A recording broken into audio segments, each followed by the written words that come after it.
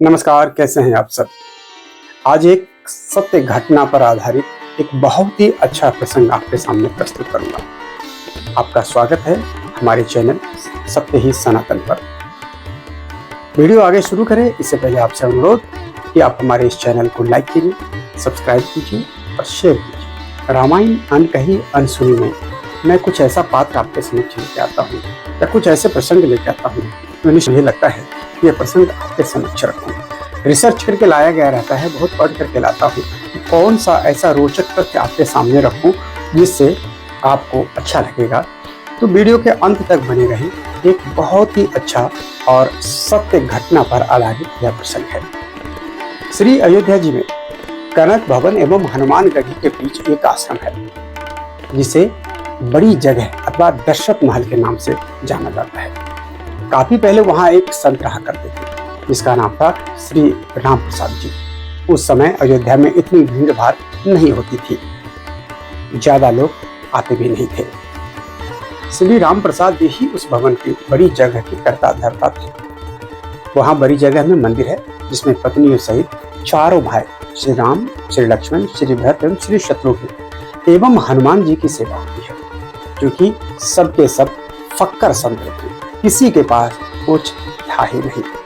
तो नित्य मंदिर में जो भी थोड़ा बहुत चढ़ावा आता था उसी से मंदिर एवं आश्रम का खर्च चलता था। प्रतिदिन मंदिर में आने वाला सारा चढ़ावा एक बनिए को, जिसका नाम था पलटू बनिया, भिजवाया जाता था। उसी धन से थोड़ा बहुत जो भी राशन आता था उसी का भोग प्रसाद बनाकर भगवान को भोग लगाया जाता था और जो भी संत आश्रम में रहते थे बचे हुए खाने खाते थे। एक बार प्रभु की ऐसी लीला हुई कि मंदिर में कुछ चढ़ावा आया ही नहीं। अब इन साधुओं के पास कुछ जोड़ा गाठा तो था ही नहीं। तो अब क्या किया जाए? कोई उपाय न देकर श्री राम प्रसाद जी ने दो साधुओं को पलटू बनिया के पास भेजा और कहलवाया कि भैया आज तो कुछ चढ़ावा आया ही नहीं है, अतः थोड़ा सा राशन उठा के कम से कम भगवान को भूख तो लग ही जाए। पलटू बनिया ने जब ये सुना तो उन्हें यह कहकर मना कर दिया कि मेरा और महंत जी का लेना देना तो नगद का है, मैं उधार में कुछ दे ही नहीं पाऊंगा। श्री राम प्रसाद जी को जब यह पता चला तो जैसे ही भगवान की इच्छा कहकर उन्होंने भगवान को उस दिन जल का ही भोग लगा दिया और सारे साधु भी जल पीकर सो गए।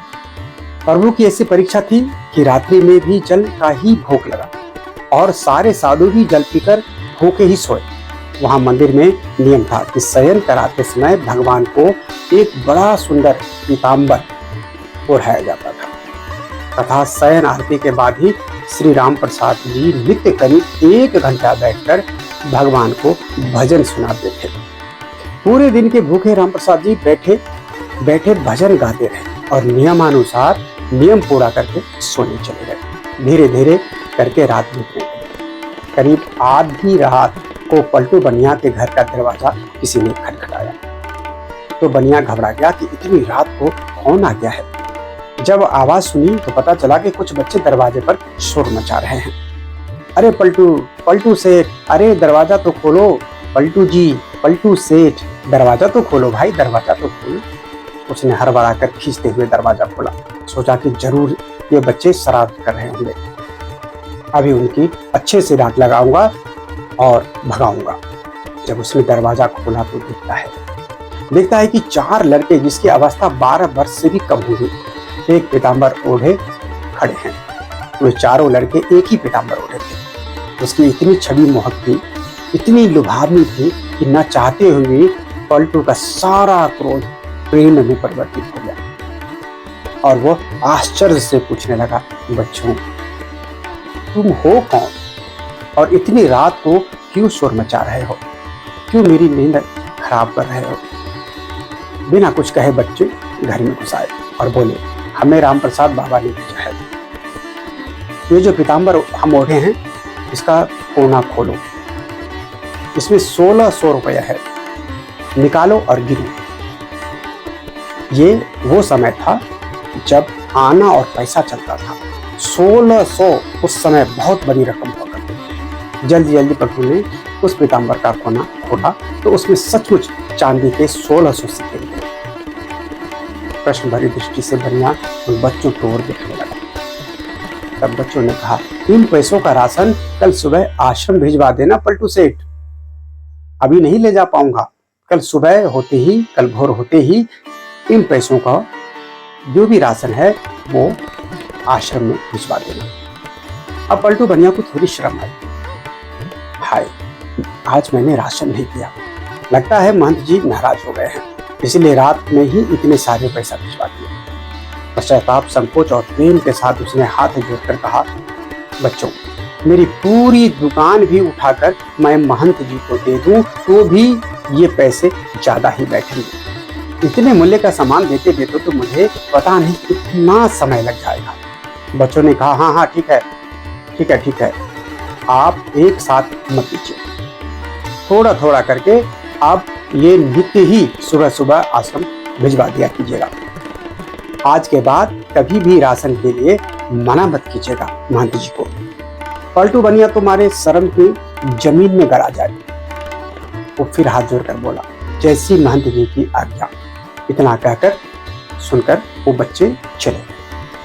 जाते जाते पलटू बनिया का मन भी ले गए वो चारों बच्चे। इधर सवेरे सवेरे मंगला आरती के लिए जब पुजारी जी ने मंदिर के पट खोले तो देखा कि भगवान का पीताम्बर गायब है, यानी कि भगवान जो पीताम्बर हम रात को भगवान के ऊपर ओढ़ाए थे वो है ही नहीं। उन्होंने ये बात राम प्रसाद जी को बताई और सबको लगा कि कोई रात में पीताम्बर चुरा ले गया होगा। अब थोड़ा सा दिन चढ़ा तो गाड़ी में ढेर सारा सामान लगवा के कृतज्ञता के साथ हाथ जोड़े हुए पलटू बनिया आया और सीधा राम प्रसाद जी के चरणों में गिरकर क्षमा मांगने लगे। राम प्रसाद जी को तो कुछ पता ही नहीं था, तो पूछे, क्या हुआ? अरे किस बात की माफी मांग रहा है भाई? पर पलटू बनिया उठे ही नहीं और कहे, महाराज, रात में पैसे भिजवाने की क्या आवश्यकता पड़ गई थी? मैं कान पकड़ता हूँ, आज के बाद कभी भी राशन के लिए मना नहीं करूंगा, मुझे क्षमा कर दीजिए। और ये रहा आपका पीताम्बर, वो बच्चे मेरे यहाँ ही छोड़ गए थे, बड़े प्यारे बच्चे थे, इतनी रात को बेचारे पैसे लेकर आ गए आप मेरे पास। आप बुरा न माने तो मैं एक बार उन बालकों को फिर से देखना चाहता हूँ जिसे आपने कल रात मेरे पास भेजा था। बहुत प्यारे थे, मन तो व्याकुल हो रहा है उन्हें देखने को। एक बार राम प्रसाद जी दर्शन तो करा दीजिए उस बच्चे को। जब राम प्रसाद जी ने देखा पीताम्बर तो पता चला कि ये तो हमने मंदिर का ही, हमारे ही मंदिर का है जो गायब हो गया था। अब वो पूछे, ये तुम्हारे पास कैसे आया? तब उस बनिया ने रात वाली पूरी घटना सुनाई। अब तो राम प्रसाद जी भागे जल्दी से और सीधे मंदिर जाकर भगवान के पैरों में गिरकर रोने लगे। हे भक्त वत्सल, मेरे कारण आपको आधी रात में इतना कष्ट उठाना पड़ा, और कष्ट उठाया सो उठाया, मैंने जीवन भर आपकी सेवा की, मुझे तो दर्शन ना हुआ और इस बनिए को आप आधी रात में दर्शन देने पहुंच गए। हे भक्त वत्सल, जब पलटू बनिया को पूरी खबर पता चली उसका हृदय धक से होकर रह गया कि जिन्हें मैं साधारण बालक समझ बैठा वे तो त्रिभुवन के नाथ थे। अरे मैं तो चरण भी न छुपाया। अब तो वे दोनों ही लोग बैठकर रोने लगे, इधर राम प्रसाद इधर पलटू बनिया। दोनों बैठ करके झर झर उनके दोनों के आंखों से आंसू गिर रहे हैं और प्रभु की तरफ देखे जा रहे हैं। इसके बाद कभी भी आश्रम में राशन की कमी नहीं हुई। आज तक वहां संत सेवा होती आ रही है। इस घटना के बाद ही पलटू बनिया को वैराग्य हो गया और वह पलटू बनिया ही बाद में पलटू दास जी के नाम से विख्यात हुए। श्री राम प्रसाद जी की व्याकुलता उस दिन हर क्षण के साथ बढ़ती ही जाए और रात में शयन के समय जब वे भजन गाने बैठे तो मूर्छित होकर गिर गए। इस देखते देखते भगवान को भजन गाते गाते मूर्छित होकर के वहीं भगवान के चरण में गिर गए। संसार के लिए तो मूर्छित थे, किंतु मूर्छित अवस्था में ही उन्हें पत्नियों सहित चारों भाई राम, लक्ष्मण, शत्रुघ्न, भरत सहित सीता माता का दर्शन हुआ और उसी दर्शन से श्री जानकी जी ने उसके आंसू पोंछे। उसी दर्शन में श्री जानकी जी ने उनके आंसू पोंछे, उनके सर को उठाकर अपने गोद में रखा तथा अपनी उंगलियों से उनके माथे पर बिंदी लगाई। चलिए बिंदी, गोल बिंदी लगाई, जिसे फिर सदैव इन्होंने अपने मस्तक पर धारण करके रखा। जिससे राम प्रसाद जी चेत अवस्था में आने के बाद जब वो देखा हमारे माथे पर बिंदी है तो सदैव धारण करके रखा। उसी के बाद से इसके आश्रम में बिंदी वाले तिलक का प्रचलन शुरू हुआ। राम प्रसाद जी को भी श्री भक्त बत्सल भगवान ने दर्शन दिया। पलटू बनिया को तो उद्धार ही कर दिए, लेकिन मूर्छित अवस्था में भगवान चारों भाई सहित माता जानकी सहित उनको दर्शन दिए। पलटू को जब होश आया तब वो गोल बिंदी माता जो लगाई थी उसी का प्रचलन शुरू हो गया और श्री भक्त बत्सल के शरणों में प्रार्थना सेवा करते करते अपने प्राण को त्याग दिया। आशा करता हूँ कि हमारे वीडियो आपको अच्छा लगा होगा। अगर अच्छा लगा है तो कमेंट्स के माध्यम से अपना सुझाव डालिए और हमारे चैनल को लाइक कीजिए, सब्सक्राइब कीजिए और शेयर कीजिए। जय श्री राम, नमस्कार। अगले वीडियो में फिर एक नए प्रसंग लेके आता हूँ। तब तक के लिए जय श्री राम, धन्यवाद।